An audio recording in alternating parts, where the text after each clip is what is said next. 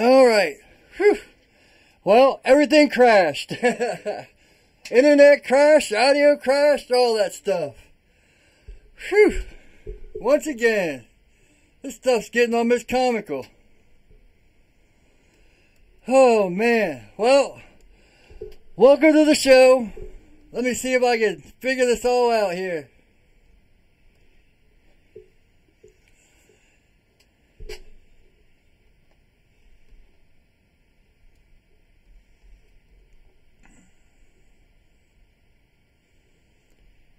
Alright. Give me 1 second. I had to run up and restart the thing and do all kinds of stuff like that. Alright.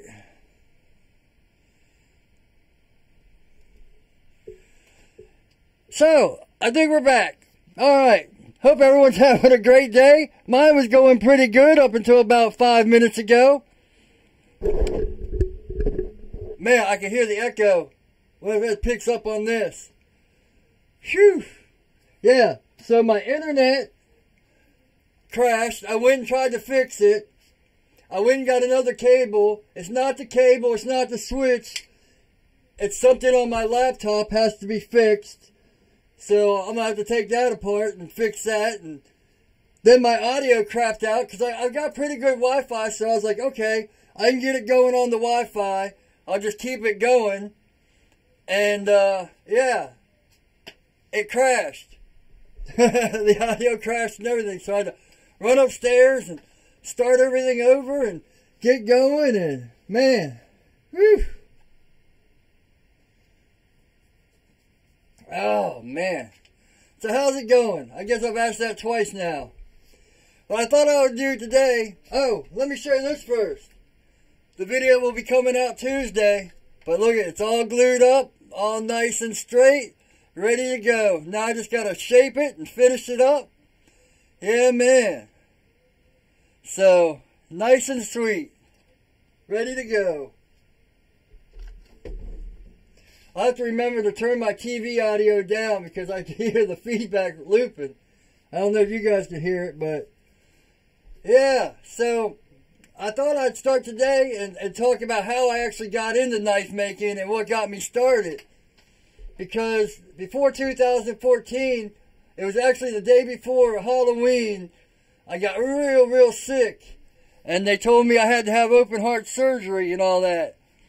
And before that, I didn't really do anything. You know, I worked carpentry and worked some odd jobs here and there, but you know, I didn't really have any big goals or any ambitions, and I was just kind of floating through life.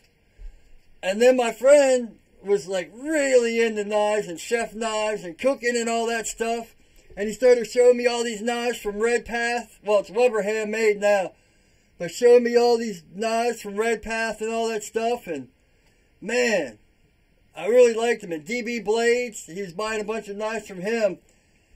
Which I knew I couldn't afford, you know, $200-300 knives, but I was like, man, if I could get the tools and start making them, then I could have these knives. But I was actually more into flippers than I was into, like, fixed blades and all that. You know, I'd buy all these, like, cheap Kershaws and all that.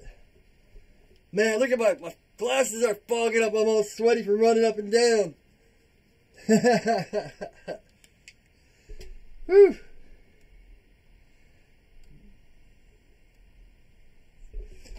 But anyway, so yeah, I was like, man, why don't we just start making them, and then we can have all the knives we want. So I just started slowly, you know, like everyone. I started with the 1x30, which I've seen some guys really do some awesome stuff with the 1x30, but I couldn't do it. I don't know how people do that, but I couldn't do it. So. And at this time, I was kind of getting into welding and stuff like that. So I was going to take a course in welding, which was like $1,000 bucks. But I was like, man, do I take this welding class or do I invest in a 2x72? Oh man, hold on. That autofocus thing is driving me nuts. There we go. Sorry about that. Man, This is going to be a crazier live stream than the first. It's how you handle things. Even though the echo is driving me crazy. But, yeah, so, you know, I had all these little Kershaws and all that, and I just couldn't conceive being able to spend $200 on a knife or, you know, whatever. But these knives are really, really nice and definitely worth it, you know, more even. So, I got my first KMG grinder, and it was horrible, man. I was getting so frustrated. I was like, man, once I get the grinder, everything will work, and I'll be able to do bevels, and everything will work out fine, and everything will be great. But, of course, it wasn't. Because that's the one thing people miss. You know, it's not the tools you have. It's the hard work and the, you know, determination you put into that to get it. And, man, phew. It took a lot of work for me to do bevels. But, yeah, it's crazy. Like, when you don't have any inspiration or any goals in life, what, you know, facing death and stuff will really do for you. Because after I had my heart surgery, everything was different. You know, you always hear those guys that are like, I never lived until I was 40. Well, that's me, you know. When I was 44, I had heart surgery, and it woke me up. It woke me up big time. You know, it's like, man, I'm just wasting my life, not accomplishing anything. I even quit smoking for a year, and then my mom had her stroke, and, you know, I try to only smoke like 3 to 4 cigarettes a day, but, man, that habit's nasty. That's the one thing I wish I could quit, but I just can't do it. Can't do it. Whew. Man, let's see what we got here.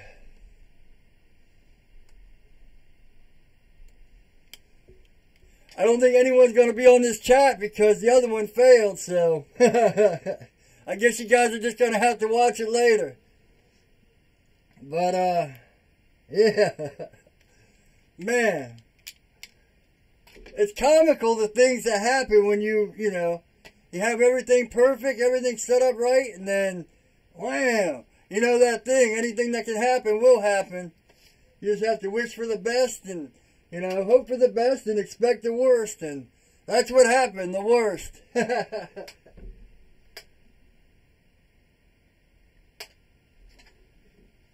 Let me check my notes here real quick. Oh, that's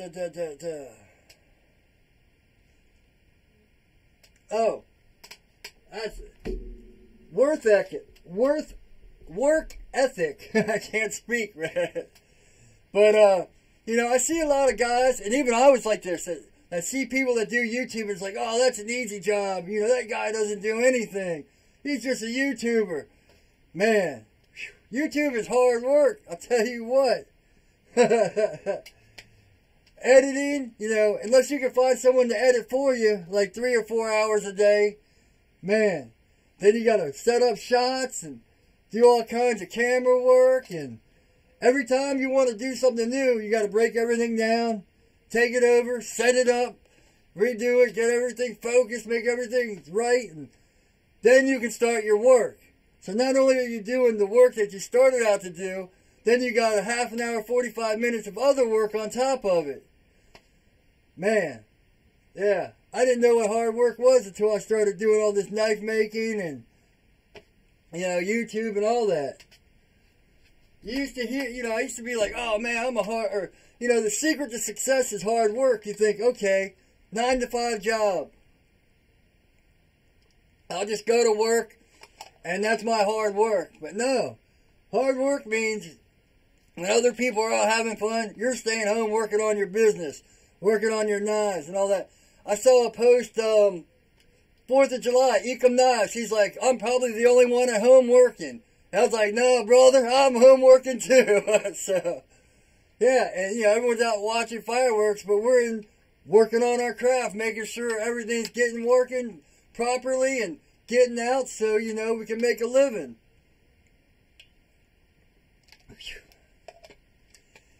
Oh, man. Crazy, crazy, crazy. Oh, so check this out.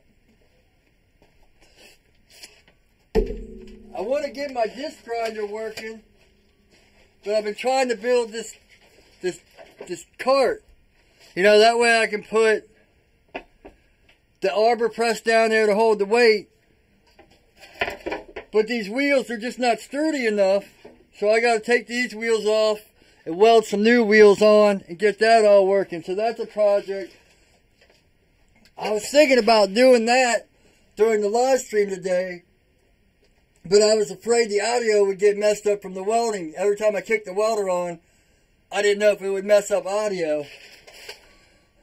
The irony is, my audio was messed up anyway. Man, oh man. Whew. So, in the last couple of years, I've had this philosophy, and I think I've taught I can't even speak today. Good Lord. I think I've told, edit. So, I have this philosophy over the last couple of years where you're not in competition with other people. You're only in competition with your former self. You know, it doesn't matter what you do, what you like, what skills you have. There's always going to be someone better, and there's always going to be someone worse. And man, it can get frustrating, man. I'll look at these guys and be like, man, why can't I make blades like that? Or, man, why did I come up with that idea? But then I look at my stuff, and it's like, man, look how far I've come. So it's like this new philosophy on life. The only person I'm in competition with is my former self. As long as I'm doing better than what I did, last week, last year, last month, then I should be happy with my life. Now, saying that in theory and having it really happen in practice are two different things. But it's a good philosophy to live by. The more you can make your life progress, even if it's little steps, even if it's weekly goals or monthly goals, by the time you look back in a year, you'll be like, wow, how did I get here? The only problem with that is complacency. And this is one thing I've found myself doing a lot, and I'm trying to correct myself with it, is getting complacent in what you're doing. You see your own work and you're like, wow, man, this is so much better than this or this and that. And it's like, man, you just got to take a step back and humble yourself, because, getting complacent and getting an ego is really easy when you start accomplishing things. Especially things you never thought you'd be able to accomplish. So, yeah, that's one of my big things I gotta catch myself doing.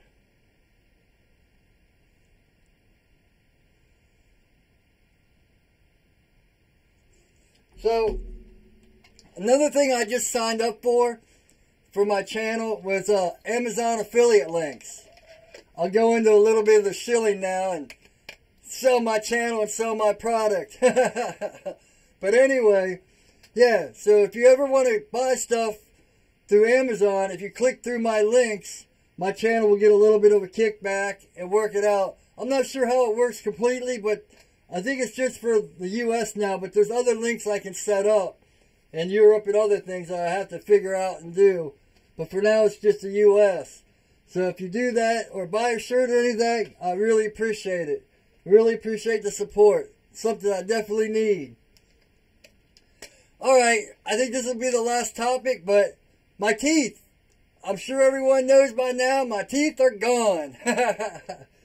But, it's kind of a long story, but, I was always like a crazy kid, and I remember, when I was like 8, stand up like with no hands, I just bit it and cracked half my teeth in the front out, and I got them fixed for a while. And then when I was like 19, I lived in Virginia Beach. My mom always says I got a degree in surfing instead of computers, but yeah, I got my degree as a computer tech. But I was down there, and I didn't know anyone, and there was this fight happening. So I show up to this fight, and the one kid didn't show up that was supposed to be in the fight, so they're like, oh, we'll take the next biggest dude. And they decide to pick on me. The smallest little dude comes up in front of me, and I'm like, what's this dude doing? And then when he comes up, another guy kneels behind my knees, and one pushes me, and when I hit the ground, the dude kicks my teeth, like 4 or 5 of them just like crack right in half. I go to the hospital with a little thing of milk in half of my teeth, and I realize they're not going to be able to put these back or anything, so those teeth got fixed. And just over the years, bad stuff, my teeth started getting bad, and I'd have root canals and all that. And then when I was 36, I had this brilliant idea. I was like, yeah, if I just let my teeth go, I'll get dentures and I'll have the prettiest teeth on the block. I used to always say that. I'm going to have the prettiest teeth on the block. So in 2012, I got all my teeth pulled, and the guy did these dentures, but they're horrible. They don't fit. They're uncomfortable. They look like big old horse teeth. So, I can't talk with them. I can't do anything. So, I think it's just better to not have them. And then when I can afford it, I'll get like veneers or something. But, yeah, that's why my teeth are out. But, these little hurdles you got to strive over and keep going. So, it bums me out. Sometimes I'm like, man, people aren't going to look at me with no teeth and all that, but then I got to think, hey, man, you got to live, you can't just be depressed about your arm or your chest or this or that. Man, you just got to pick yourself up and keep going with what you got. There are people out there that are a lot worse off than me, and, they make it too, so, that's how it goes. So, I think that's about it for this live stream. Enough's happened, and it's been a crazy day. Well, no, it's been about a crazy 20 minutes. So, thanks for watching. If you're watching the repost, please make comments. Tell me what you want to see. Tell me what you think about, doing some projects live. I don't know if that'd be boring or, I'll have to do some sound checks to make sure it doesn't mess the audio and phase out when I'm welding and stuff. But yeah, I want to try to get a second camera too, and I got to figure out what's wrong with my with the internet too. So all that's kind of come to a crumble, but push on and upward. So there'll be another one next Sunday. I'll get all this stuff figured out. But I think that's about it. Like, comment, subscribe, share with your friends. Maybe not this one, but or maybe share it, Show what happens when you get pushed down. You have to stand up and push through and work it on out. Upwards and onwards, right? Alright. Thanks for watching. I really appreciate it. And as always, take it easy.